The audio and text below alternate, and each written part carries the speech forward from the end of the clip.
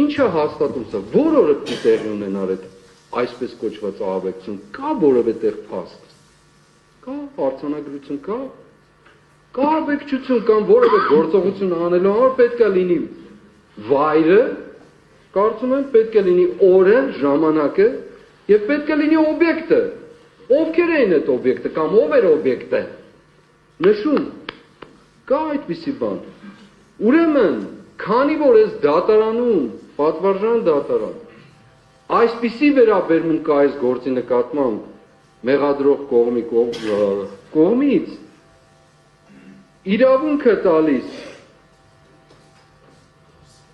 իրավունք է տալիս ուրեմն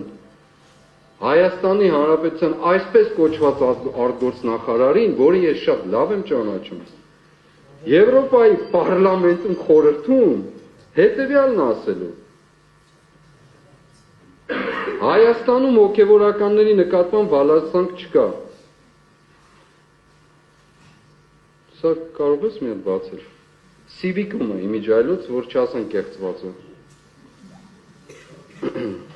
Խնդրում եմ, կներեք։ Ուրեմն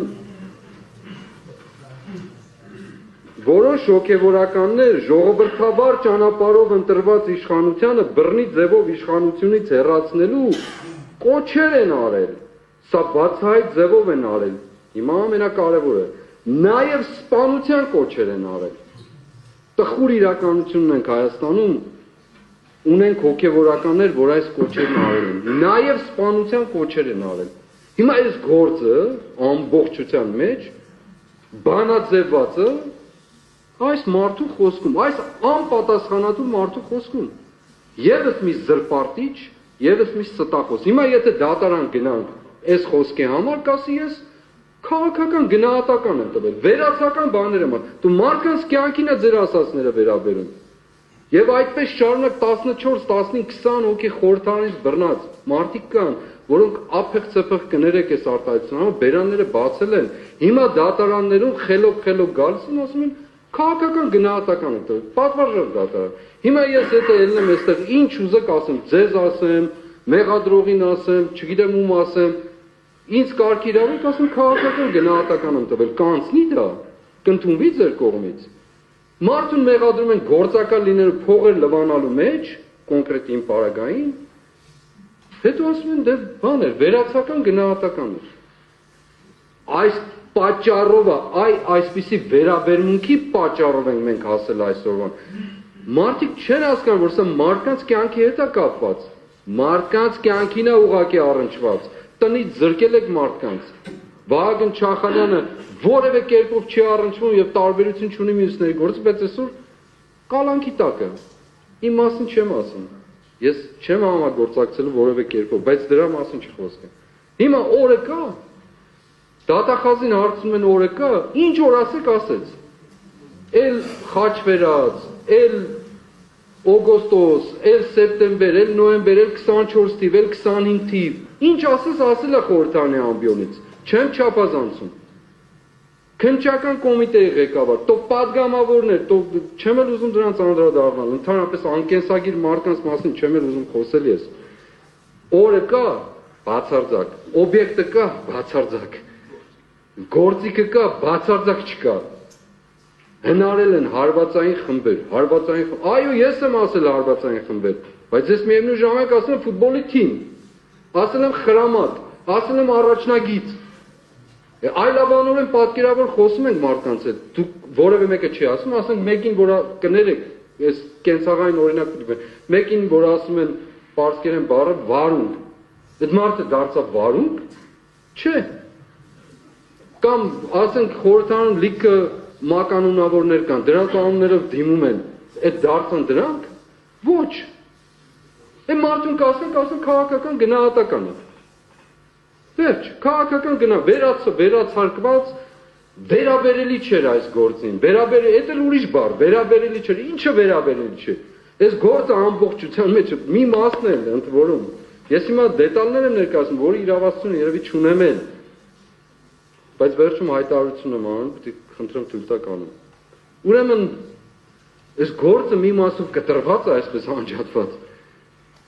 նույն ձայնագրությունները, նույն տան կամ կողքի կամ որևէ տարածքում ասում են սա գործ չի, մեղադրանքի հետ կապ չունի, բայց այս սա մեղադրանքների հետ կապ ունի։ Եթե ամբողջությամբ մեջ չեք գնահատելու դա, ինչ ուզեք կդնեք մեջը, ինչ կերպ ուզեք կդնեք, մի հատվածը կվերցնեք կդնեք, մյուսները կասեք չի վերաբերում։ Օրինակ ասենք, իմ խցխուցը ձայնագրություններ լսել են, արձանագրել են, կապել են գործի հետ, բայց չկա մեղադրականում։ Որպես փաստ պետք է դրվել։ Հունիսի 4-ի դրվագը, որի մասին խոսում եմ ես, անընդհատ չկա, ինչու չկա, որովհետև այդ մեկ ամբողջական խոսակցություն կոչվածը, որը նորից եմ ասում, փորձաքննություն չի անց, հերկումը ամբողջ այդ 8 ամսվա, 10 ամսվա այդ փնթի ձայնագրությունները։ Անցյալ անգամ ասել եմ պատվարժան, կներեք երկարացնում եմ, ասել եմ անցյալ, ես ձայնագրեի, գործ անեի, շատ ավելի լավ կանեի։ Ուրեմն այսպիսի կոչերի պատճառը դառնում այսպիսի վերաբերմունքը։ Եվ նաև ԵԽԽՎ-ում որոշակի արձանագրումներ են կատարում, որի մասին ես հիմա կանդրադառնամ եւ լավ են վերաբերելի այս գործին, որովհետեւ հղում այնտեղը նաև իմ մտի ունենալով հենց այս գործը։